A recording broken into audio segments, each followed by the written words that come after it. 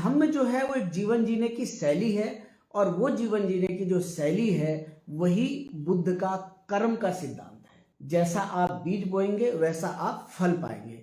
चमत्कार लोगों ने अपने व्यवसाय के लिए बनाए हैं, लोगों को मूर्ख बनाने के लिए बनाए हैं। अमीर कैसे होंगे धम्म के रास्ते पर चलेंगे?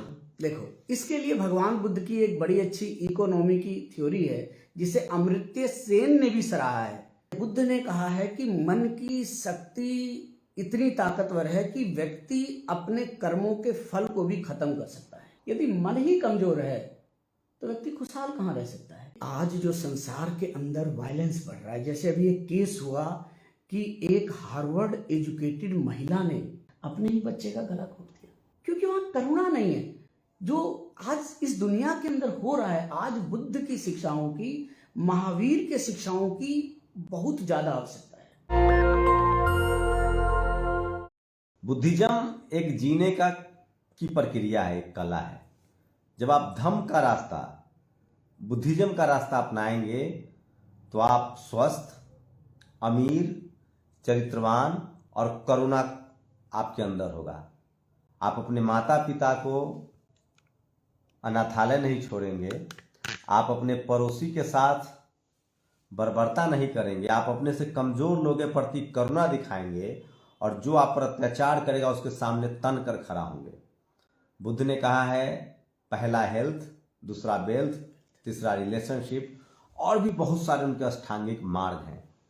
मैं इतना जानता हूं कि अगर आप धम्म का रास्ता अपनाएंगे तो आप अमीर बन सकते हैं, आप ज्ञानी बन सकते हैं, अपने शोषण के खिलाफ लड़ सकते हैं, और यही नहीं, आप अमीर हो सकते हैं, और सबसे बड़ी बात कि आप विद्वान होंगे। धम्म का यही रास्ता है। इसलिए बुद्ध ने कहा है अब दीपो, और ये भी आपको कोई और मदद नहीं करने आएगा, बुद्ध भी नहीं आएंगे। उन्होंने जो मार्ग बताया है, चलना आप ही को है।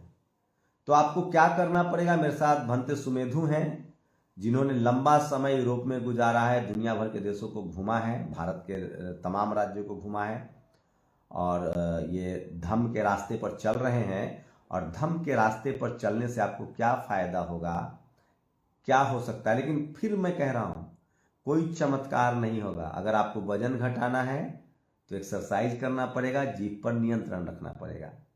अगर आपको संपत्ति चाहिए तो मेहनत करनी पड़ेगी सही दिशा में। अगर आप रिश्ते अच्छा रखना चाहते हैं तो धम्म के हिसाब से आपके अंदर दया, करुणा होगा, आप अच्छे विचारवान बनेंगे तभी। तो अगर आपको कोई कह रहा है कि हम चमत्कार कर देंगे, कहीं से पैसा मिल जाएगा, कहीं से हेल्थ आपको बीमारी है, आप ठीक हो जाएंगे खुद ब खुद, क्या बनते जी? ये बुद्धिज्म में भी बहुत लोग चमत्कार दिखाते हैं कि आप अमीर हो जाएंगे, बीमारी ठीक हो जाएगा। धम्म में है या धम्म अंधविश्वास के खिलाफ है? देखिए शंभू जी, जो धम्म है वो सब कुछ प्राकृतिक है, उसमें कोई ऐश्वर्य या कोई प्रकृति से परे कोई चमत्कार नहीं है। धम्म जो है वो जीवन जीने की शैली है, जीवन जीने का रास्ता है। जब हम धम्म कहेंगे तो एक बड़ी अच्छी पुस्तक है जो भगवान बुद्ध के सभी वचनों का सार है, जिसे धम्मपद कहते हैं। धम्मपद की तरह से साउथ इंडिया में एक और पुस्तक होती थी जिसको कहते हैं तिरुकुरल, जिसे तिरुवल्लुवर ने लिखी। और ये धम्मपद समस्त एशिया में बहुत प्रसिद्ध है। धम्मपद की जो पहली गाथा है वो कहती है, मनो पुब्बं गमा धम्मा मनो सिट्ठा मनोमया मनसा च पदुत्थेन भासति वा करोति वा मनसा च प्रसन्नेन भासति वा करोति वा। ये पाली भाषा है जो उस समय बुद्धकालीन भाषा थी भारत की। हिंदी तो हिंदवी से अभी कुछ 100 वर्ष पहले आई है, लेकिन पाली बहुत पुरानी भाषा है। धम्मपद की पहली गाथा कहती है कि व्यक्ति जैसा अपने मन में सोचता है, जैसा कार्य करता है, अगर वह अच्छे मन से कुछ सोचता है तो सुख उसका पीछा नहीं छोड़ता है, और यदि कोई व्यक्ति बुरे मन से कोई कार्य करता है तो धम्म जो है वो एक जीवन जीने की शैली है, और वो जीवन जीने की जो शैली है वही बुद्ध का कर्म का सिद्धांत है। जैसा आप बीज बोएंगे वैसा आप फल पाएंगे। चमत्कार लोगों ने अपने व्यवसाय के लिए बनाए हैं, लोगों को मूर्ख बनाने के लिए बनाए हैं, तरह तरह के ट्रिकों से बनाए हैं ताकि लोग उनके आडंबर में फंसे। धम्म में कोई आडंबर ठगने के लिए, आपको ठगने के लिए, पैसा ठगने के लिए, भय पैदा करके आपसे पैसा ठगना है। धम्म के अंदर कोई अंधविश्वास नहीं है। हम अगर बुद्ध के बताए मार्ग पर चले तो हमें क्या फायदा होगा? देखिए, बुद्ध के जो मार्ग है वो शुरू होता है कि पानाति पाता वेरमणि सिक्खापदं समादयामि, कि मैं किसी भी प्राणी के प्रति हिंसा नहीं करूंगा। और जो व्यक्ति अवैरी होगा, जो व्यक्ति किसी की हिंसा नहीं करता होगा, किसी का बुरा नहीं सोचता होगा, वो व्यक्ति खुशहाल होगा, लोग उसको पसंद करेंगे, प्रेम करेंगे। तो बुद्ध का जो धम्म है वो पंचशील से शुरू होता है, और जो शील है वो किसी जाति, किसी धर्म, किसी राज से नहीं, बल्कि एक पंचशील मतलब वही ना, काम, क्रोध, लोभ, मोह, पाप से दूर रहिए। बिल्कुल बिल्कुल, उसको हम ये कहते हैं पानातिपाता, अदिन्ना दाना, चोरी नहीं करना, झूठ नहीं बोलना, व्यभिचार नहीं करना और नशा पता नहीं करना, यही 5 शील है। और ये बिल्कुल आधार है, सभी धर्म का आधार है। धम्म जो है खाली बुद्धिज्म में नहीं है। अगर धम्म किसी भी धर्म को, किसी भी संप्रदाय को अगर उठा कर, कोई बीमार आदमी है वो धम्म के हिसाब से चले, जीभ पर नियंत्रण रखे तो वो स्वस्थ हो जाएगा। बिल्कुल, धम्म जो है प्राकृतिक जीवन जीना है। अगर कोई व्यक्ति प्रकृति के हिसाब से जीता है तो उसकी आयु लंबी होती है, वह खुशहाल रहता है, आनंदमय रहता है। अगर व्यक्ति प्रकृति के नियमों का पालन नहीं करता है तो दुख पाता है। धम्म क्या है? बुद्ध एक वैज्ञानिक थे, उन्होंने वो दिया जो इस संसार के अंदर उपस्थित था। बुद्ध ने कोई अपने पास से नियम या डर बना करके कुछ नहीं दिया कि भाई तुम मुझसे डरो। 80 साल की उम्र थी जब बुद्ध का परिनिर्वाण हुआ है जी, और वो भी एक बीमारी की वजह से, क्योंकि उन्होंने विषाक्त खाना खा लिया था उन्होंने। हाँ, वो जो नहीं तो वो 80 साल की उम्र में वो भ्रमण कर रहे थे, मतलब एकदम फिट एंड फाइन थे। फिट एंड फाइन, मतलब लगभग 150-200 साल तो निकल जाते। जो धम्म के मानने वाले लोग होते हैं, जो विपश्यना करते हैं, 150 साल करीब एक लोग जीते हैं। शंभू जी, आप तिब्बत के लोग हैं, जापान के लोग हैं। जी, आप शायद नहीं जानते होंगे, एक भंते थे, उनका नाम था भंते धर्मवर, आप गूगल कर सकते हो। वो 1932 में कंबोडिया से इंडिया आए थे। बाबा साहब की उनकी बड़ी अच्छी मित्रता थी। उनका जो डेथ है 111 साल की उम्र में 1999 में हुआ है। और वो भी बाद में वो खुद प्राण छोड़ परिनिर्वाण को जाते थे, पानी एकदम त्याग देते थे, तब जाके उनका प्राण निकलता है। अपनी इच्छा शक्ति से इस शरीर को त्यागते हैं, जिसको महापरिनिर्वाण कहते हैं। जिसको मतलब अगर आप बुद्ध के रास्ते पर, धम्म के रास्ते पर चलेंगे तो, लेकिन बहुत नियंत्रण रखना पड़ेगा भोजन पर। ये बहुत आसान है, आप लालची मत बनो, उतना ही भोजन करो जितनी आपको आवश्यकता है।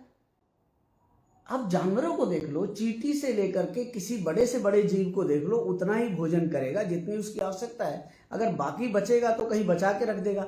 और तो छोड़ो, मैं जानवरों के लिए काम करता हूं, मैंने कुत्ते तक को देखा है कि अगर फालतू भोजन होता है तो उठा के ले जाकर के कहीं ढक देते हैं।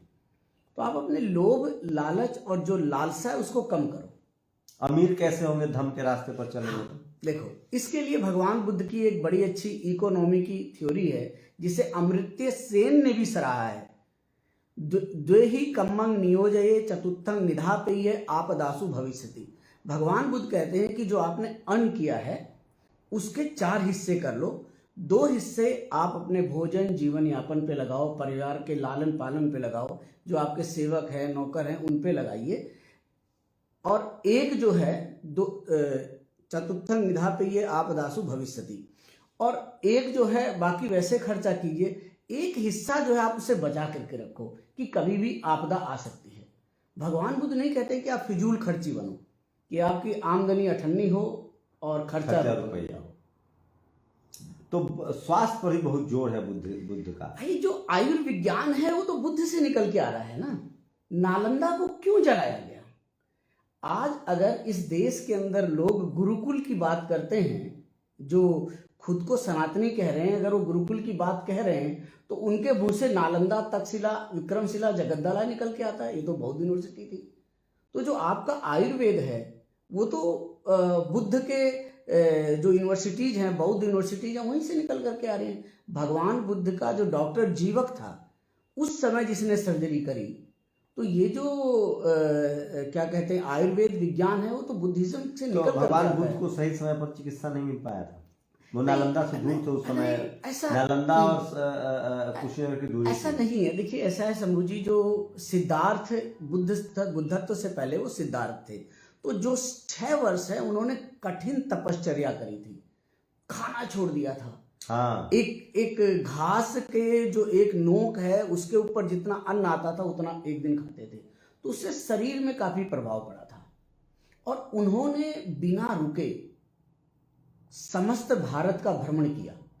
हालांकि श्रीलंका और अन्य जो विभिन्न बौद्ध देश है उनका मानना है कि भगवान बुद्ध वहां पे भी गए हैं, उनकी मान्यता है।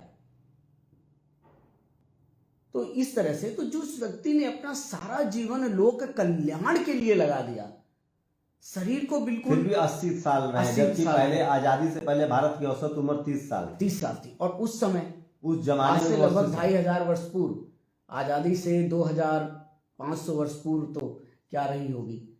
तो ये चीजें हैं। अच्छा, धम्म का रास्ता जो है वो आपको मजबूत भी बनाता है अंदर से, मानसिक रूप से और शारीरिक रूप से। देखिए शंभू जी, जो मन की शक्ति है, बुद्ध ने कहा है कि मन की शक्ति इतनी ताकतवर है कि व्यक्ति अपने कर्मों के फल को भी खत्म कर सकता है। जो मन है, अगर कोई व्यक्ति मन से मजबूत है तो उसे किसी भूत प्रेत की जो कहानियां हैं, जो दुनिया भर के आडंबर है, उससे डरने की जरूरत नहीं। डरता कौन है? जो मन से कमजोर है। तो मन का तो बहुत मुख्य स्थान बुद्ध धम्म की शिक्षाओं के अंदर है, भगवान बुद्ध की शिक्षाओं में है। यदि मन ही कमजोर है तो व्यक्ति खुशहाल कहाँ रह सकता है? यदि मन मजबूत होगा तो व्यक्ति हर चीज को फेस कर सकता है। लेकिन बुद्ध ने कहा कि कोई धरती पर चमत्कार नहीं होता है, कोई मिरेकल नहीं, कोई भगवान नहीं है, कोई आपको अपने जीवन में सब कुछ करना है खुद अपने भरोसे। उनकी ही इतनी मूर्तियां बनी, उनकी ही इतनी पूजा हो रही है। देखो, बुद्ध ने ये कहा है, पूजा चय पूजनीयानं एतं मंगल मुत्तमं। किसी भी चीज का जो इंसान का मन है उसका एक साइकोलॉजिकल आधार है, और जो अध्यात्म है, जो पूजा है, वो साइकोलॉजिकल है। कई बार मैं पाता हूं कि लोग कहते हैं कि भाई सुबह सुबह मंदिर की घंटी बजानी चाहिए, स्कूल की घंटी नहीं बजानी चाहिए। मैं उनको उदाहरण देता हूं कि जो व्यक्ति 4 बजे उठ करके मंदिर की घंटी बजा रहा है वो 6 बजे स्कूल पहुंच जाएगा। लेकिन जो व्यक्ति ये कहता है कि नहीं खाली स्कूल की घंटी बजानी है तो 6 बजे तक सोएगा। तो जो पहले जग रहा है, कुछ चीजों में कुछ अच्छाइयां भी हैं। जो पूजा अर्चना है वो बुद्धिज्म और जैनिज्म की मतलब तो ये हुआ डिसिप्लिन होना। देखिए, 2 चीजें हैं भारत में, आप 2 चीजों को समझना पड़ेगा। एक आरती है। आरती जो है, पहली आरती श्रद्धाराम फिलौरी के द्वारा, जो फ्लोर एक डिस्ट्रिक्ट है वहां पे लिखी गई, 1932 के आसपास की बात है। उससे पहले कहाँ ओम जय जगदीश हरे थी। जो पूजा है, आरती और पूजा में अंतर है। पूजा होता है किसी को सम्मान देना, किसी के प्रति कृतज्ञ होना। इस संसार के लोगों ने बुद्ध के प्रति कृतज्ञ हुए कि हे भगवान बुद्ध, आपने हमें करुणा बताया, मैत्री बताई, मुदिता बताया, अहिंसा का ये पाठ पढ़ाया। आपने हमें समझाया कि मानव जीवन क्या है। नहीं तो जैसे जीव लोग हैं, एक दूसरे को मारने के लिए लड़ते हैं, एक दूसरे का छीनते हैं, घसीटते हैं, लूटते हैं। ये हमें किसने बताया? राग जो है हमें किसने बताया? मोह किसने बताया? बुद्ध ने बताया। तो इसलिए हम उनको धन्यवाद देते हैं। ये कृतज्ञता व्यक्त करना है। एक आखिरी सवाल भंते जी की, जो धम्म है जी, वो आपको जैसे भारत, पूरी दुनिया में भारत की पहचान धम्म से है। कहते हैं कि बुद्ध की धरती से आए हैं। आप कल्पना करते हैं कि जिस तरह 2500 साल पहले जिस तरह के विचारों से बुद्ध ओतप्रोत थे, आज उनकी उपयोगिता बहुत बढ़ गई है आज के समय में। देखिए, आज जो संसार के अंदर वायलेंस बढ़ रहा है, जैसे अभी एक केस हुआ कि एक हार्वर्ड एजुकेटेड महिला ने अपने पति की खुंदक की वजह से, जो मुझे लगता है, अपने ही बच्चे का गला घोट दिया, क्योंकि वहां करुणा नहीं है। जो आज इस दुनिया के अंदर हो रहा है, आज बुद्ध की शिक्षाओं की, महावीर के शिक्षाओं की बहुत ज्यादा आवश्यकता है। अगर ये नहीं रहेगी, लोग डिवोर्स क्यों हो रहे हैं? आप परिवारों के अंदर देखो, डिवोर्स क्यों हो रहे हैं? लोग अपने माँ बाप को क्यों नहीं झेल पा रहे? उन्हें ओल्ड एज होम में क्यों भेज रहे हैं? क्योंकि कृतज्ञता नहीं है। अगर माँ बाप के प्रति लोग कृतज्ञ होंगे, भारतीय संस्कृति के अंदर जो ये महाकाव्यों से भगवान निकले हैं, जिनको पूजा जा रहा है, ये तो अभी निकले हैं भाई। ये तो भारतीय संस्कृति में, और जो लोग हिंदू धर्म की बात करते हैं, हिंदू संस्कृति में भी पहला भगवान, पहला ईश्वर तो माँ बाप है। यदि आपने माँ बाप की सेवा कर ली, यदि आपने माँ बाप की परिक्रमा का मतलब है माँ बाप की सेवा कर ली, तो आपने सारे तीर्थ पूर्ण कर लिए। नैतिक जिम्मेदारी भी है, जिन्होंने आपको पैदा किया, आपको बड़ा किया। कृतज्ञता है, नैतिक जिम्मेवारी है। लेकिन लोगों के अंदर करुणा, दया और ये कृतज्ञता नहीं है। इसलिए जब बुद्ध में भारत था तो उसको सोने की चिड़िया क्यों कहा जाता है? सर देखो, सोना जो है ना, वो एक कीमती वस्तु है। तो इंसान के जीवन में कीमती क्या है? जहाँ खुशहाली होगी, जहाँ करुणा होगी, जहाँ मैत्री होगी, जहाँ लोग धनों से परिपूर्ण होंगे। धन भारत जो एक कृषि प्रधान देश है, इस संसार के अंदर कहीं भी 144 करोड़ लोगों के लिए और जीवों के लिए भोजन उत्पन्न होना बहुत मुश्किल है, जो भारत में हो सकता है। तो उस समय लोग लोभी लालची नहीं थे, एक दूसरे को हेल्प करते थे, इसलिए भारत को सोने की चिड़िया कहा जाता था। तो सोचिए, बुद्ध थे, उन्होंने उंगली माल को मारा नहीं, उंगली माल को करुणा से बदल दिया। सोचिए, बुद्ध एक विचार नहीं है, वो विज्ञान है।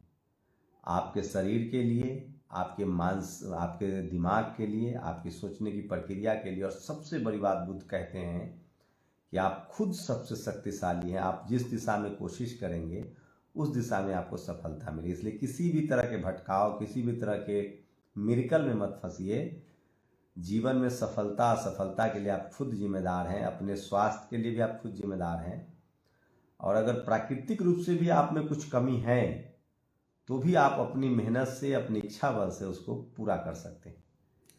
तो आज की इस कड़ी में इतना ही। आगे हम लगातार कोशिश करें कि जो भारत की जो विरासत है, भारत का जो सनातन है, जो बुद्धमय भारत है, जो ज्ञान, विज्ञान, करुणा और जो समृद्धि का प्रतीक है बुद्धमय भारत, उसके बारे में लगातार हम आपसे चर्चा करते रहेंगे।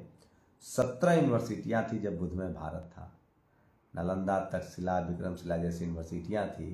भारत सोने की चिड़िया थी, ज्ञान विज्ञान का केंद्र था। और आज भी दुनिया में जब भारत का कोई दुनिया के बाहर जाता है तो कहता है कि हम बुद्ध की धरती से आए। आप लोग अपनी प्रतिक्रिया जरूर दीजिए। शुक्रिया भंते जी, आपका बहुत बहुत हमारे साथ बातचीत के लिए।